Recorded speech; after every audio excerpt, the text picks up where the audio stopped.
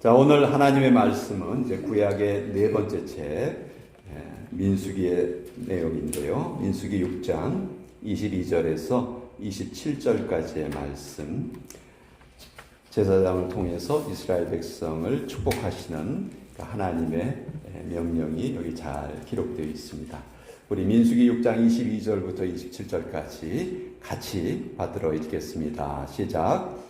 여호와께서 모세에게 말씀하여 이르시되 아론과 그의 아들들에게 말하여 이르기를 너희는 이스라엘 자손을 위하여 이렇게 축복하여 이르되 여호와는 내게 복을 주시고 너를 지키시기를 원하며 여호와는 그의 얼굴을 내게 비추사 은혜 베푸시기를 원하며 여호와는 그 얼굴을 내게로 향하여 드사 평강 주시기를 원하노라 할지니라 하라. 그들은 이같이 내 이름으로 이스라엘 자손에게 축복할지니 내가 그들에게 복을 주리라. 하나님의 말씀입니다. 아멘. 잠깐 기도하겠습니다. 아버지, 이 시간 고개 숙인 우리에게 하나님의 지혜와 또 계시의 정신이 꼭 필요합니다. 우리를 도와주시옵소서. 성령께서 도우셔서 우리의 마음밭에 떨어지는 모든 말씀의 씨앗이 풍성한 열매를 꼭 맺게 하여 주옵소서. 예수님의 이름으로 기도합니다. 아멘. 자, 오늘 구약의 네 번째 책 민수기라는 책을 좀 같이 살펴보려고 합니다. 자, 지금까지 우리가 구약의 세 책을 살펴봤어요. 창세기는 모든 것의 시작을 알려주신 책이다. 그리고 출애굽기는 해방의 책이다. 그리고 레위기는 하나님의 백성들이 항상 거룩해야 됨을 알려준 책이었죠. 그래서 시작의 책, 해방의 책, 거룩의 책, 이 세 권을 살펴보았어요. 오늘은 네 번째 책인 민수기인데요. 민수기는 한마디로 말하면 순례의 책이다 이렇게 말할 수가 있어요.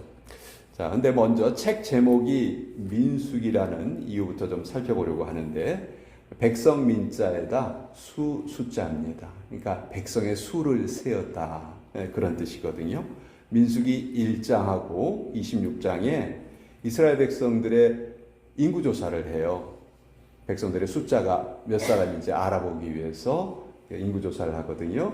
그 내용이 1장하고 26장 두 번에 나옵니다. 그래서 백성들의 숫자를 세었다 하는 그 사건에서 민수기라는 책 제목이 이제 정해졌습니다. 자, 왜 두 번 했냐면 처음 인구조사를 한 거는 광야 생활을 시작할 때 했고요. 두 번째 인구조사는 광야 생활을 마칠 때 했어요. 자, 광야 생활한 기간이 40년이에요. 그러면 인구조사의 간격도 똑같겠죠. 인구조사의 간격도 40년이에요. 40년에 걸쳐서 처음에 40년 시작될 때 그리고 40년 마칠 때 이렇게 인구조사를 한 것이죠. 자, 여러분, 광야는요 정말 사람이 살기가 어려운 힘든 곳입니다. 제일 힘든 게 물이 없어요. 물이 너무 귀한 거예요. 그러니까 농사를 지을 수가 없습니다. 농사를 지으려면 물이 많이 필요하거든요. 그러니까 농사를 지을 수가 없죠.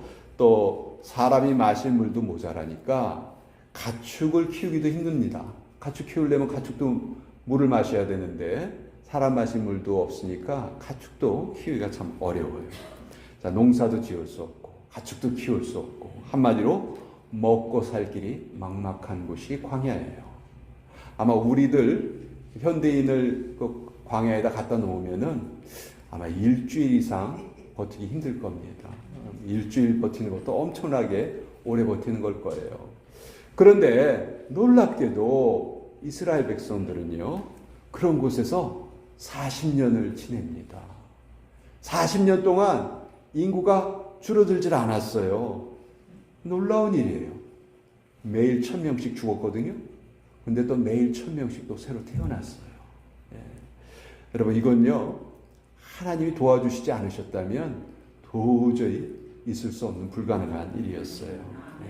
그래서 민수기는 우리에게 뭘 알려주시냐면 그 광야처럼 그렇게 힘든 곳에서도 자기 백성을 꼭 지켜주시는 하나님의 은혜, 그 하나님의 은혜를 우리에게 알려주시는 그런 책이에요. 종종 우리 인생을 여행에 비유합니다. 그렇죠? 인생 여행길 그렇게 비유하는데 성경은 그래서 우리의 인생을 천국을 향해 나아가는 그런 여정으로 묘사를 하죠. 민수기는 말 그대로 그 광야길을 순례하면서 광야길을 걸어가면서 어떻게 하면 그 광야길을 가장 지혜롭게 걸어갈 수 있는지 그걸 우리에게 알려주시는 책이에요. 그래서 민수기는 순례의 책이다 이렇게 말할 수가 있습니다. 자, 오늘 우리가 읽은 민수기 6장의 이 내용은요, 구약 전체에서도 아마 가장 유명한 축복의 구절일 것입니다. 제가 수요 예배 때마다 예배를 마칠 때 이 문장으로 여기에 나와 있는 이 축복의 문장으로 축도를 하곤 하죠. 자, 여기 보면 축복의 문장이 세 구절이 나와요. 세 구절 동안 계속해서 여호와는 너를 지키시기를 원하고 여호와는 뭘 하시기를 원하고 여호와는 뭘 하시기를 원하고 이게 각 구절마다 여호와의 이름이 등장을 해요. 사실 긴 축복문이 아니기 때문에 맨 앞구절에 여호와의 이름 딱 한 번만 나와도 이 내용을 이해하는데 아무 지장이 없어요. 우리가 잘 이해할 수 있어요. 근데 왜 각 구절마다 하나님의 이름이 여기에 쓰여져 있을까? 이거는 복을 주시는 주체가 바로 하나님이시다. 이걸 계속해서 우리에게 알려주시려고 각 구절마다 하나님의 이름을 거기에 쓴 거예요. 강조하는 용법이겠죠. 하나님은 우리에게 복을 주시는 분이십니다. 아멘. 예. 근데 우리가 일반적으로 살아가면서도 축복이란 말 참 많이 씁니다. 뭔가 좀 좋은 일이 이루어지기를 바라는 그런 마음으로 이렇게 축복을 하죠. 근데 성경에 나와 있는 축복은요, 오늘 우리가 사용하는 그런 축복과는 뜻이 좀 달라요. 여러분 이걸 좀 잘 여러분 좀 아셨으면 좋겠어요. 제가 예를 들어 볼게요. 자, 이삭이 죽기 전에 자기 아들에게 축복을 하려고 합니다. 근데 이삭에게는 쌍둥이 아들이 있었어요. 둘이 있었죠. 하나는 에서고 하나는 야곱이에요. 근데 이삭은 누굴 더 좋아했냐면 에서를 더 좋아했어요. 에서를. 차별을 하면 안 되는데, 그렇죠? 둘 다 똑같이 사랑해야 되는데 에서를 더 사랑했어요. 그래서 에서에게 축복을 하기를 원해서 자기가 제일 좋아하는 그 고기를 잡아서 나에게 좀 요리를 해와라. 그럼 내가 그 음식을 먹고 널 축복하마. 근데 에서가 사냥을 하러 딱 나간 틈에 이삭의 아내였던 리브가는 둘째 아들 야곱을 더 좋아했거든요. 야곱을 에서로 가장을 시키죠. 그렇죠? 예, 뭐 이렇게 에서가 털이 많으니까 털이 많은 척 이렇게 가장을 시켜가지고 야곱을 이삭 앞으로 이끌고 가요. 근데 이삭이 그때 너무 이제 나이가 많아가지고 눈이 어두웠어요. 그러니까 아들이 누군지 알아보질 못하는 거예요. 야, 이상하다. 너 목소리가 야곱 목소리 같은데. 아니에요. 저 에서예요. 저 피부를 한번 만져보세요. 피부를 만져보니까 거칠거칠하거든요. 에서는 거칠거칠하고 야곱은 매끈했어요. 그러니까 이삭이 이렇게 만져보고 거칠거칠하니까 너 첫째 에서구나. 그리고 야곱에게 에서에게 줄 축복을 다 쏟아붓습니다. 거기 축복을 해요. 자, 나중에 에서가 사냥을 해가지고 돌아와 보니까 이미 모든 일이 다 끝난 거야. 그러니까 에서가 이걸 알고선 아주 그냥 노발대발을 합니다. 그리고 아버지한테 가서 막 울어요. 아버지, 저에게도 축복을 해주옵소서. 창세기 27장 34절을 보면 에서가 그의 아버지의 말을 듣고 소리내어 울며 아버지에게 이르되 내 아버지여, 내게도 축복하소서, 내게도 축복하소서. 내게도 그리하소서. 이렇게 막 울어요. 여러분, 이거 좀 이상해요. 만약 우리가 이삭이었다면 우리가 뭐라고 말했을까요? 야야야, 미안하다. 야, 에서야 진짜 미안하다. 나 야곱이 넌 줄 알았어. 미안해. 이리 와. 내가 야곱에게 좀 복 다 취소하고 너에게 다시 축복할게. 우리 이렇게 할 것 같잖아요. 그렇죠? 근데 성경은 그렇게 말하지 않아요. 야곱이 뭐라고 말하냐면요. 창세기 27장 37절에 이삭이 에서에게 대답하여 이르되 내가 그를 너의 주로 세우고 그의 모든 형제를 내가 그에게 종으로 주었으며 곡식과 포도주를 그에게 주었으니 내 아들아 내가 네게 무엇을 할 수 있으랴. 내가 야곱에게 이미 복을 다 주어버렸어. 그러니까 너에게는 줄 복이 남아있지 않아. 너무너무 이상하죠? 자, 구약 성경에서 축복은요, 번복하거나 돌이킬 수 없는 거예요. 에서가 여기서 이렇게 엉엉 운 거는 그 축복이 단순히 아버지의 소망이 아니고 반드시 이루어질 하나님의 예언이라는 것을 너무도 잘 알았기 때문에 이렇게 엉엉 울었던 거예요. 창세기 마지막 부분에도 보면 이 야곱이 나중에 12명의 아들을 낳거든요. 그 12명의 아들을 불러놓고 죽기 전에 한 사람 한 사람씩 축복을 해요. 근데 그 축복이요, 단순히 축복이 아니었어요. 예언의 말씀이었어요. 그 말씀 그대로 이루어지는 것을 우리가 성경을 통해서 보게 되거든요. 그러니까 이스라엘 사람들에게 축복은요, 이런 의미예요. 오늘 우리가 축복하는 건, 네가 좀 잘 됐으면 좋겠어. 그래, 앞으로 좀 건강했으면 좋겠어. 이렇게 단순히 우리의 기대를 뜻하는 말일 수도 있지만, 이스라엘 사람들에게 축복은요, 그런 기대에 불과한 것이 아니고 반드시 이루어질 하나님의 예언이었다. 그렇기 때문에 민수기에 나와 있는 이 제사장의 축복이 그렇게 중요한 거예요. 이건 제사장이 그냥 우리 이스라엘 백성들이 이렇게 잘 됐으면 좋겠다, 이게 아니에요. 하나님이 반드시 이렇게 해 주시리라는 예언의 말씀을 선포한 것이죠. 그래서 너무너무 중요한 거예요. 축복은 소망이 아니라 성취를 말하는 것이다.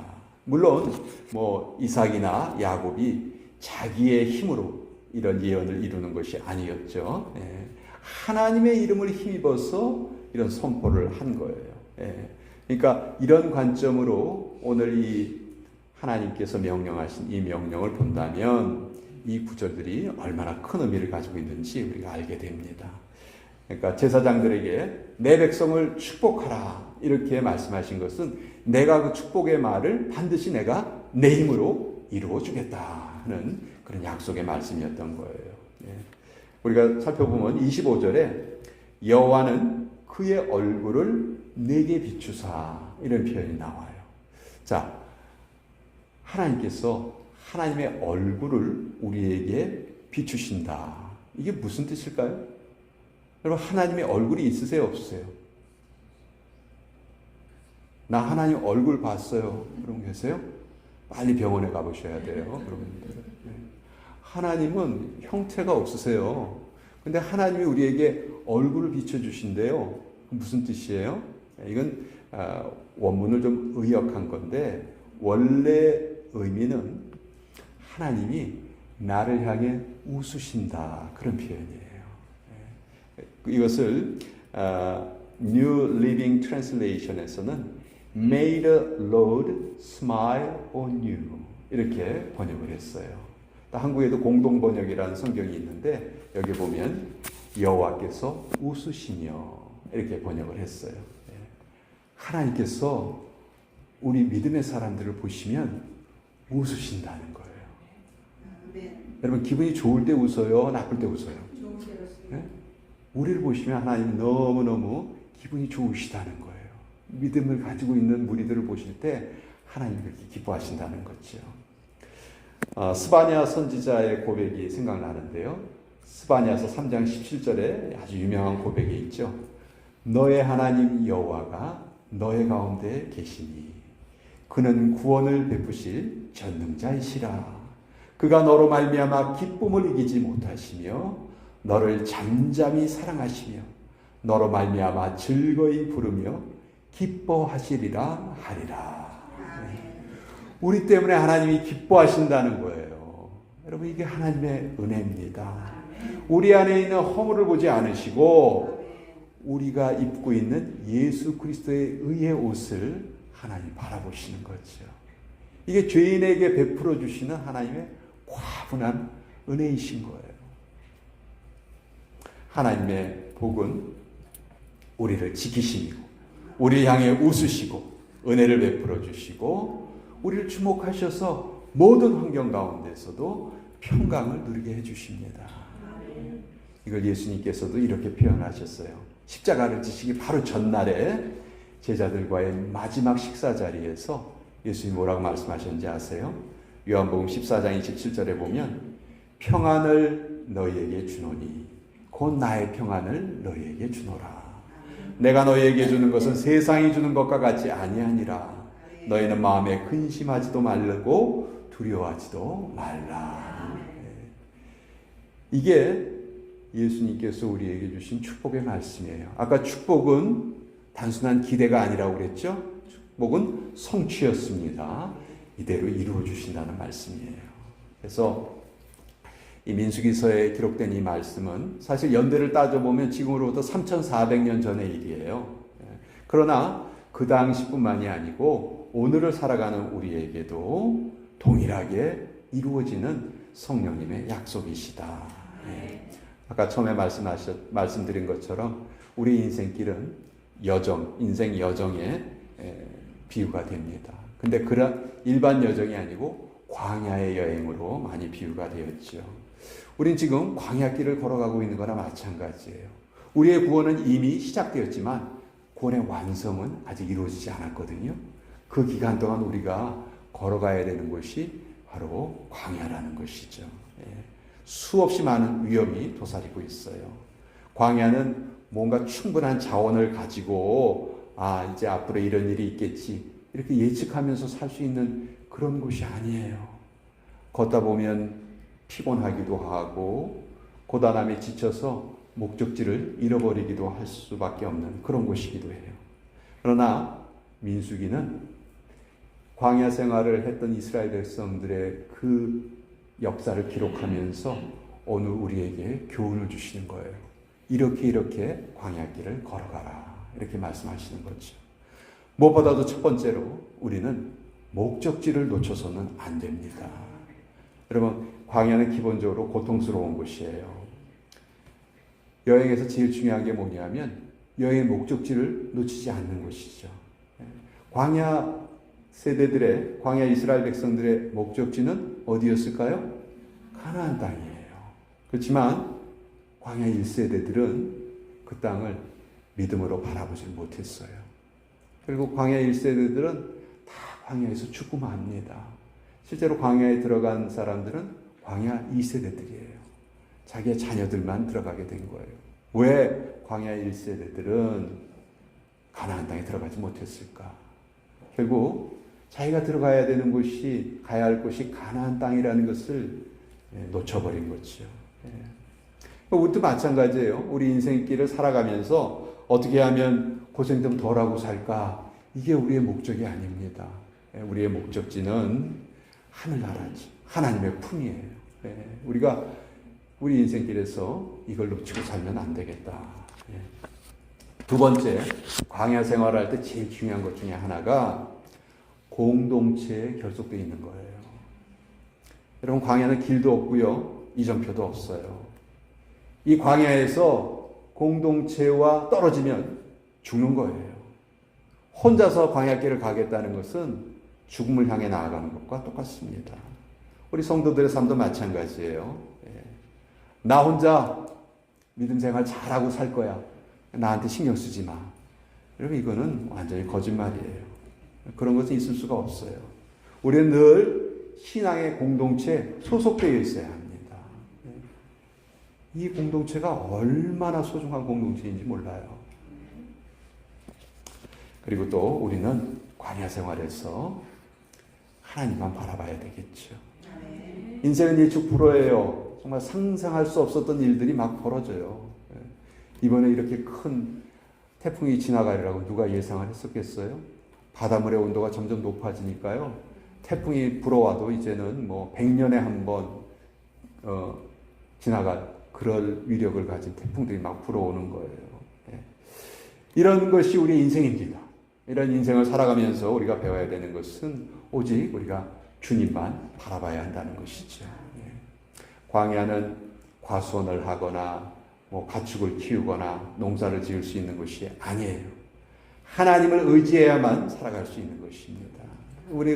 우리의 세월이 더 더해질수록 우리가 정말 이걸 더 잘 배워갈 수 있기를 바랍니다. 마지막으로 우리의 대제사장 예수님이 계세요. 예수님이 공생애를 시작하시기 전에 어디로 가셨죠? 광야로 가셨어요. 광야로 가셔서 40일을 금식하셨잖아요. 공생애를 시작하시기 전에 광야로 가셨는데 이건 아주 중요한 뜻이 있습니다. 아까 말씀드렸다시피 광야 1세대들은 광야에서 성공했어요? 실패했어요? 실패했어요. 광야 1세대들은 실패했어요. 그 실패한 광야 1세대들을 대신해서 예수님께서 직접 광야로 가셨습니다. 자, 광야 1세대들이 광야에서 방황한 기간이 몇 년이었죠? 40년이었어요. 그 40이라는 숫자가 예수님께서 광야에서 보낸 40일과 딱 일치가 됐죠. 자, 그 40일 동안 예수님께서는 금식하셨습니다. 그리고 그때 마귀가 찾아와요. 광야 생활에서 이스라엘 백성들을 불평케 해서 낙심하고 실패하게 했던 그 마귀가 예수님을 찾아옵니다. 예수님에게 똑같은 시험을 하죠. 야, 이 돌을 바꿔서 떡으로 만들어 먹어. 얼마나 배고프냐 지금. 그러니까 이 돌을 떡으로 만들어서 먹어. 먹어야 살지. 먹는 게 최고야. 이 세상이 최고야. 그렇게 예수님을 유혹을 했죠. 그러나 예수님은 어떻게 대답하셨어요? 떡으로만 살 것이 아니다. 하나님의 입에서 나오는 말씀으로 살 것이다. 그렇게 그 예수님께서 모든 시험을 다 이겨내셨잖아요. 우리를 대신해서 예수님께서는 광야로 가신 거예요. 그리고 우리를 위하여 예수님께서는 모든 시험을 다 이기고 물리치셨어요.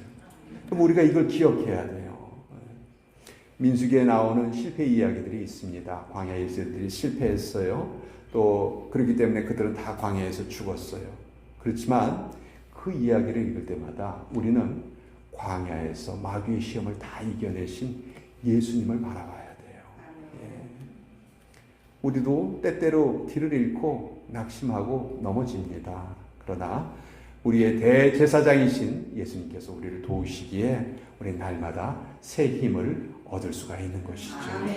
민수기 6장에 기록된 그 대제사장들의 축복이 결국은 예수님을 통해서 우리에게 주어지고 그 말씀 그대로 이루어진다. 이것이 성경이 말하는 축복의 의미다. 이것을 우리가 마음속에 깊이 기억하면서 우리가 이 공동체에서 이제 함께 우리가 손을 잡고 한 걸음 한 걸음 믿음으로 광야의 점을 함께 걸어 가십시다. 기도하겠습니다. 아버지 하나님, 광야 같은 인생길 동안 늘 우리를 지켜주시고 우리에게 복을 베풀어 주신 아버지 하나님 참 감사합니다. 우리가 걸음걸음 내딛는 순간마다 우리의 목적지인 하늘나라를 잊지 말게 하여 주시고 또 우리에게 허락하신 이 귀한 공동체에 늘 긴밀하게 연결되어 있게 하여 주시고 우리에게 광야에서 승리를 주신 예수님을 늘 기억하고 감사하게 하여 주시옵소서. 예수님의 이름으로 기도합니다. 아멘.